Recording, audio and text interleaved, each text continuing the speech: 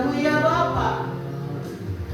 Janji-Mu Tuhan selalu menguatkan umat percaya kami padamu Tuhan. Janji-Mu Tuhan membuat kami Tuhan, iman kami Tuhan semakin kuat untuk mengikut Engkau ya Bapa. Kami boleh bersyukur Tuhan Yesus atas penyertaan-Mu di dalam hidup kami ya Bapa.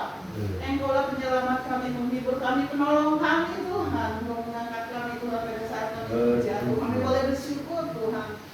Biar pujian yang sudah kami naikkan boleh menyenangkan hati-Mu ya Bapa. Karena ini yang bisa kami berikan Tuhan sebagai ucapan syukur kami atas penyertaan-Mu di dalam hidup kami ya Bapa. Pakai anak-Mu tambah hari tambah heran Tuhan Yesus, di mana dia yang kesempatan untuk bekerja, di mana kesempatan untuk tinggal Tuhan, menjadikan saksi-Mu ya Bapa. Biarlah Tuhan pujian yang sudah kami naikkan ini Tuhan oleh semua percaya kami padamu Tuhan, juga anak-anak-Mu Tuhan yang sedang bersama kami Tuhan, memuji-Mu dan anak-anak nama-Mu Tuhan yang berkati.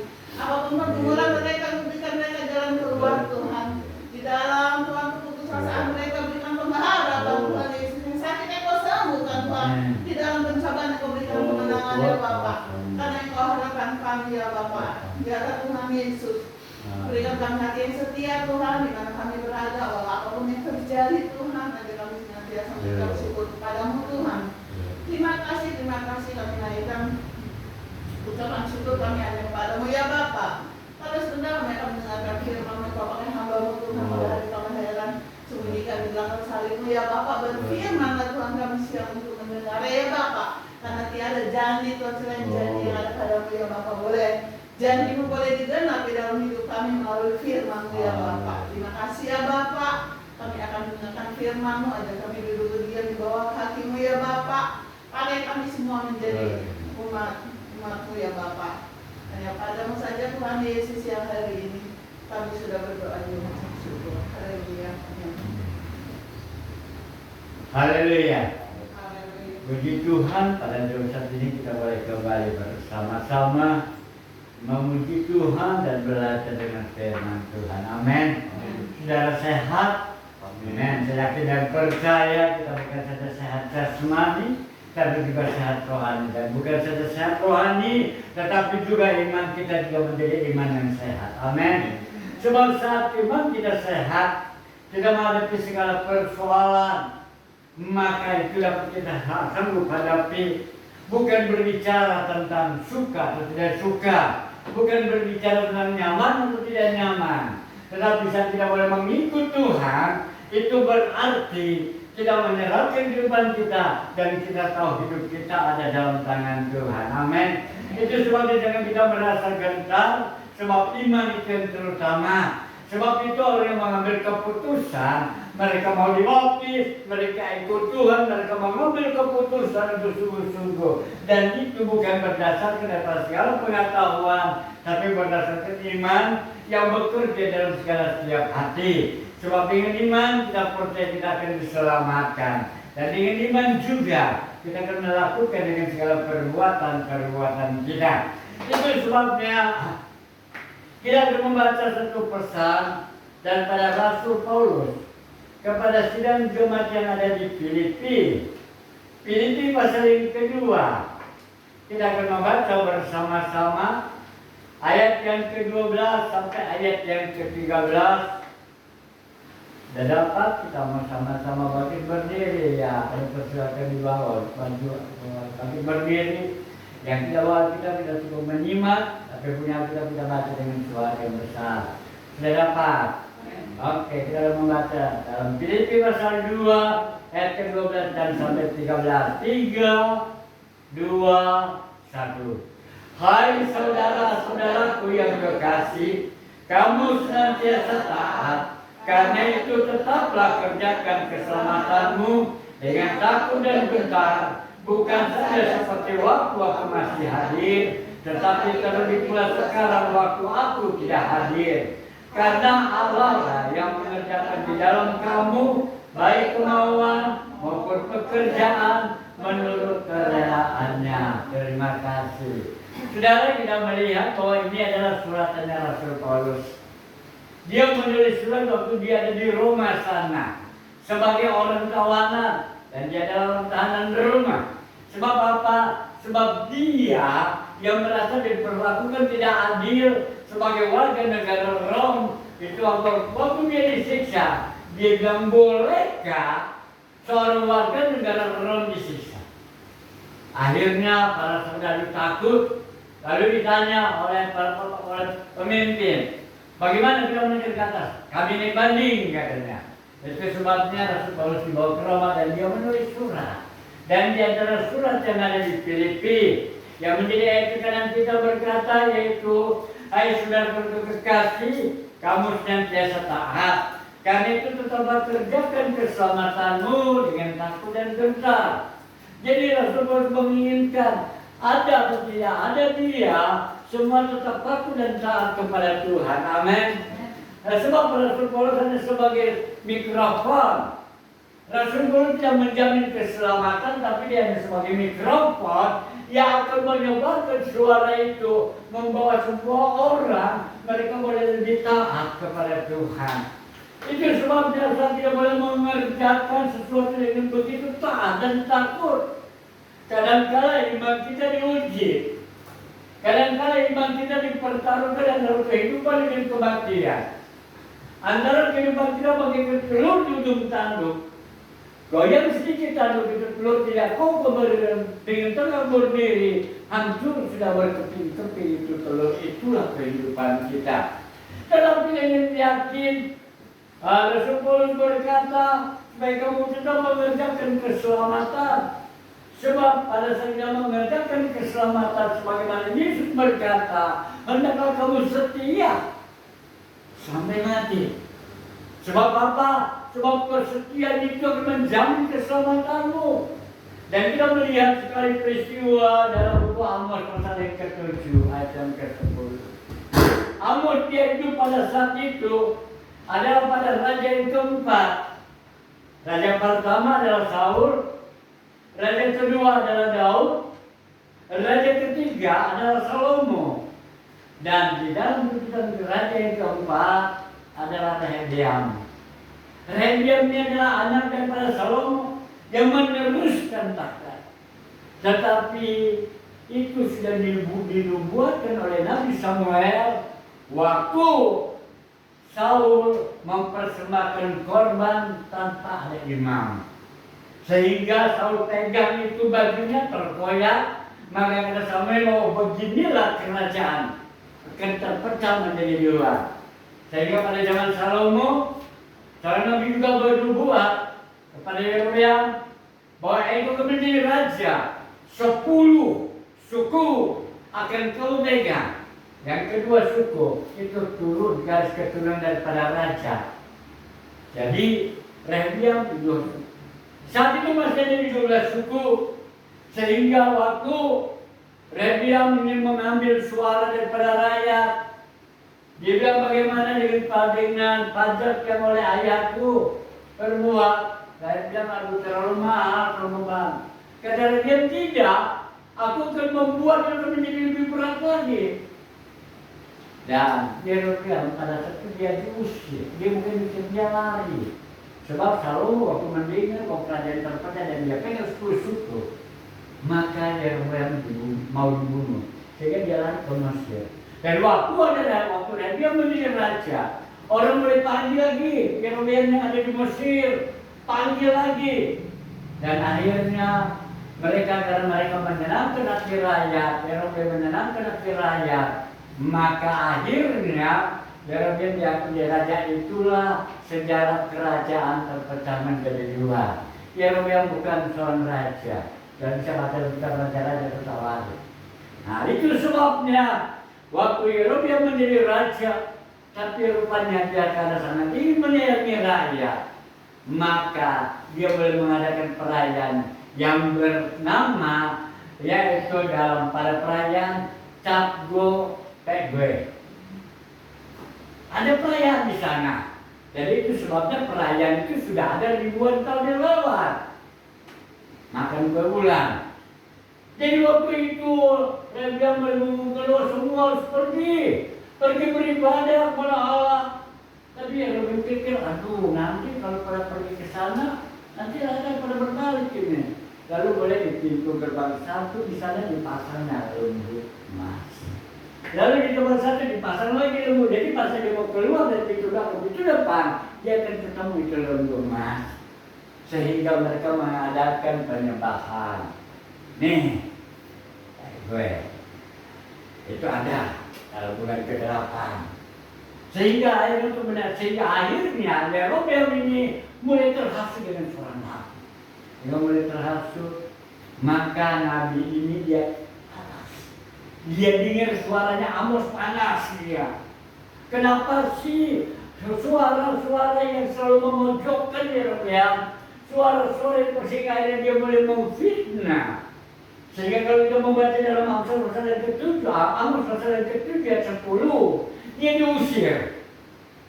Tetapi meskipun dia diusir, Amos ini diusir, dia menjadi seorang musafir, tapi tetap dia masih diberikan kesempatan oleh Allah, diberikan kuasa daripada Allah, dan dia tetap berkomitmen menyampaikan berita-berita tentang keadaan dunia ini. Nubuatan tetap diberitakan di Samaria. Tidak ada rasa takut. Saudara, mungkin dalam kehidupan kita, di dalam perjalanan kehidupan kita bisa diintimidasi. Dalam saat pengiringan kita kepada Tuhan, kita barangkali kita juga diancam sedemikian rupa. Tapi ketahuilah, dalam keadaan bagaimanapun juga kita punya otoritas daripada Bapa. Amin. Kita boleh masih tetap menjadi kuat. Kita masih tetap bisa memberitakan kabar kesukaan. Kita masih diberikan kesempatan untuk bisa menyaksikan Tuhan. Sebab dalam kehidupan kita itu adalah perisai. Di dalam kehidupan kita adalah Tuhan yang menjadi perisai. Dan itu sebabnya saudara dan saya dalam kehidupan kita pada saat kita ditantang sedemikian rupa. Dan pada saat kita ditantang kita baru menjadi seorang musafir, kita tidak diakui sedemikian rupa. Bagi kita mungkin tidak dipojokkan sedemikian rupa. Kita belum merasakan bagaimana para murid-murid Tuhan, para rasul-rasul Tuhan, yang diperlukan satu hal yang sangat bisa kita pikirkan dengan nalar manusia. Coba apa itu? Kita akan membaca dalam Ibrani pasal yang ke-11. Ibrani pasal yang ke-11 ayat yang ke-37 sampai yang ke-38 saya bacakan.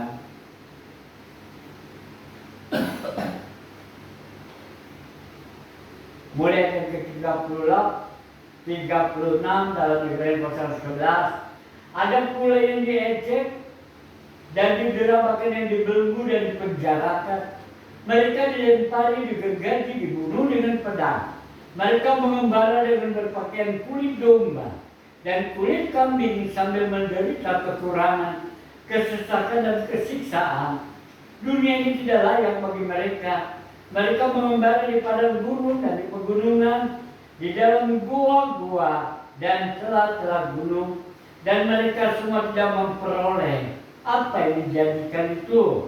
Sekalipun iman mereka telah memberikan kepada mereka suatu kesaksian yang baik. 40. Sebab Allah telah menyediakan sesuatu yang lebih baik bagi kita. Tanpa kita mereka tidak dapat sampai kepada kesempurnaan. Jadi di sini kita melihat bahwa iman ini diuji demikian rupa. Mereka dipenjara. Sekali saat bahwa masa itu juga akan terjadi pada zaman hari ini. Orang-orang yang percaya masih dipercaya oleh Tuhan untuk menjadi pemberita Injil, yang mereka tidak terangkat ke surga, tapi Allah punya rencana buat mereka, sehingga mereka pelabaran Injil di bawah tanah. Maka orang-orang yang percaya itu bukan lagi buronan daripada anggota kebersihan menjadi buronan negara. Itu sebabnya mereka sanggup melaporkan hak milik kekayaan ini diambil, dirampas, diberikan kepada yang lapor. Itu akan terjadi. Dan mereka mengembara berpakaian kulit kambing, dan inilah kehidupan orang-orang yang percaya. Tetapi kita boleh bersyukur kepada Tuhan. Dalam pujian tadi dikatakan, ada yang kita sembah adalah Allah yang luar biasa. Amin. Dia sanggup menolong kita. Dia sanggup menopang kita. Itu sebab iman selalu dipertahankan dalam kehidupan kita. Sebab dengan iman kita boleh diselamatkan. Dengan iman kita boleh menerima pada keselamatan daripada Tuhan. Barangkali di dunia ini kita tidak menerima apa yang kita janjikan. Tapi David dikatakan bahwa kita masih menunggu apa yang Tuhan sediakan di sana nanti. Selalu terbayang di mata saya kesaksian seorang jemaat pada saat dia mulai dilecehkan oleh tetangganya, pada saat dia mulai dilecehkan oleh anggota keluarganya. Sebab kau ikut Tuhan Yesus, kau tidak punya apa-apa. Nggak ada yang bangunin rumah kamu di sana. Kamu makanya kembang katanya. Saya mulai berpikir apa ya sih orang mati kamu. Berhitung apa. Tapi memang firman Allah katakan mereka melakukan mereka makan di buah kehidupan di sekitar saya. Saya tidak jawab. Saya tetap buka mulut dan saya berdoa Tuhan tolong. Diberikan hikmah. Dan rupanya dia diajak jalan-jalan, melihat kesadisan yang neraka, melihat sukacita di surga, dan melihat kesibukan orang mereka membangun rumah. Sehingga akhirnya air di sana itu sudah nampak. Lalu dia bilang, itu adalah rumah hidupku. Bisa kita sibuk di dunia ini, maka kami juga sibuk, kata malaikat. Apa yang ibu perbuat di dunia ini, apa yang ibu lakukan di dunia ini, kami sudah sibuk membangun di sana. Jadi hidup kita ini nggak ada yang sia-sia. Amin. Hidup kita ini penuh dengan segala perjuangan, penuh dengan segala tantangan. Tapi semua itu diperhitungkan dan datang daripada Tuhan. Dan Dia memberikan kita kemampuan. Itu sebabnya di saat kita mengiring kepada Tuhan, Tuhan tidak berjanji dalam perjalanan kita itu selalu cerah. Tidak, Tuhan tidak berjanji. Dan Tuhan tidak berjanji hidup kita memang dikatakan bahwa itu akan menjadi seorang kepala, bukan menjadi ekor. Barangkali tidak semua bisa seperti itu. Tetapi ketahuilah, dimanapun posisi kita, Tuhan akan berkaitan kita. Amin. Luar biasa. Semua dapat kita alami sedemikian rupa. Semua dapat kita jalani sedemikian rupa. Tidak ada namanya istilahnya itu racun serangga menjadi minuman nutrisari. Nggak ada sejarahnya itu.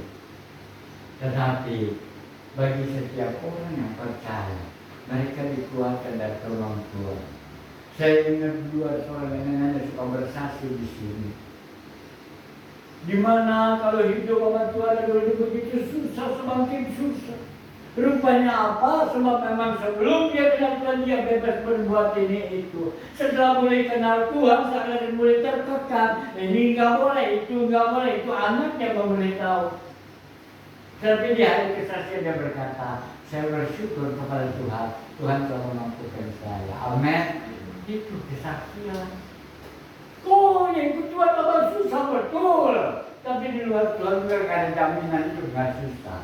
Tapi untungnya di dalam Tuhan ada perlindungan yang luar biasa.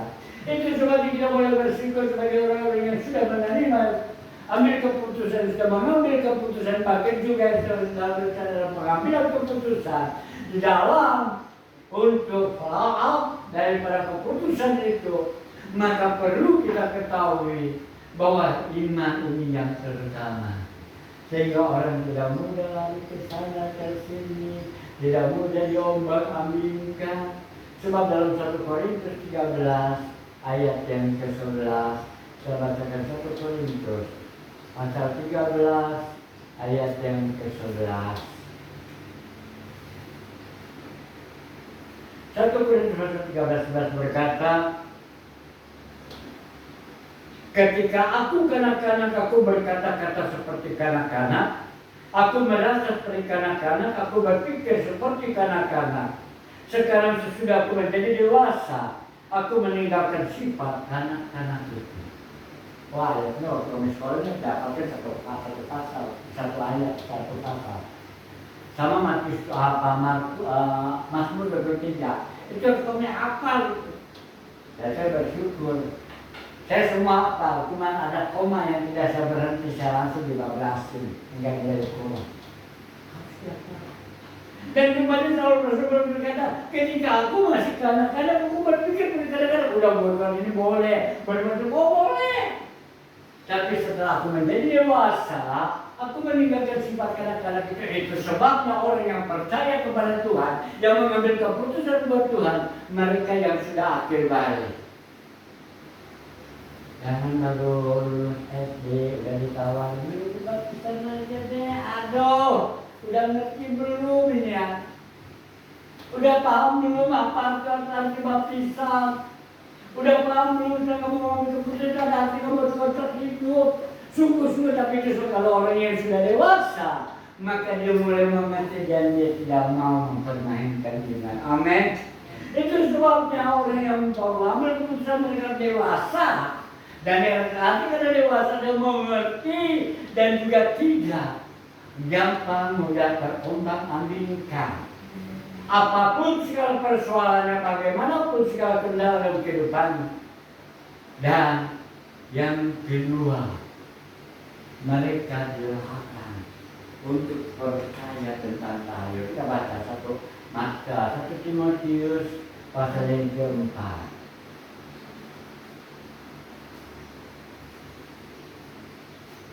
1 Timotius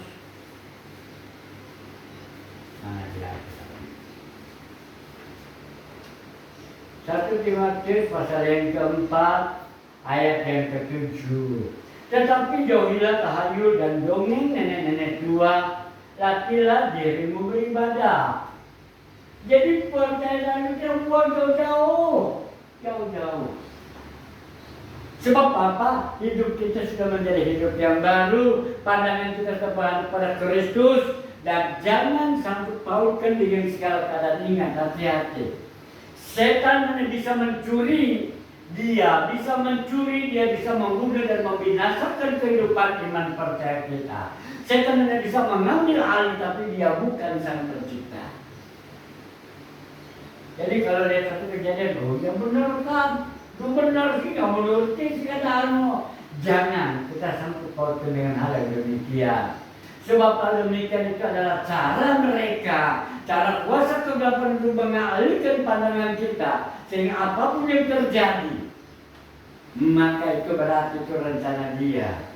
Itu sebabnya Tuhan melarang itu. Dia kata jauhi segala dongeng-dongeng, jauhi segala tahayul.